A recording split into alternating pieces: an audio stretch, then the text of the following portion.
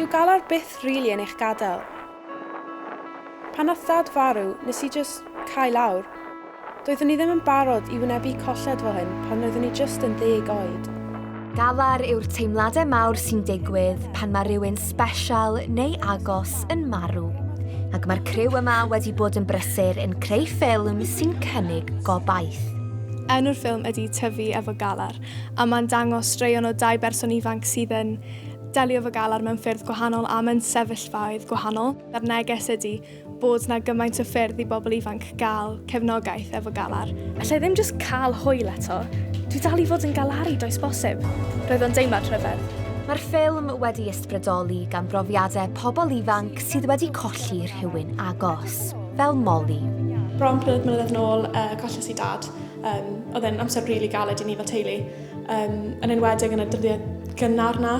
Mae'n bwysig iawn yn teimlo fel i pobl ifanc yn gwybod bod rhywbeth da nhw, cymorth gyda nhw. A dim lot o cymorth yn y sir yma, ond mae cymorth na, ond dwi jyst ddim yn gweld e. Yn gyntaf nes i droi at mam a theulu agos am gymorth, ond do'n i ddim yn sylwi bod gwasanaethau ar gael hefyd. Fi'n really proud a hapus bod fi wedi gallu bod yn rhan o hwn. Oedd e'n profiad anhygoel, really. Oedd e'n mor cool gael gweld fel y camerâu, a oedd e'n rhywbeth o'n i byth wedi profio blaen.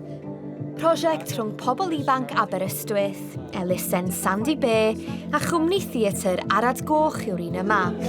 Bydd yn siŵr o gynnig gobeth i'r rheini sydd wedi colli rhywun. Mae pobl yn mynd trwy iddo fe, mae pawb yn gallu dod trwy iddo fe. There's light at the end of the tunnel type thing.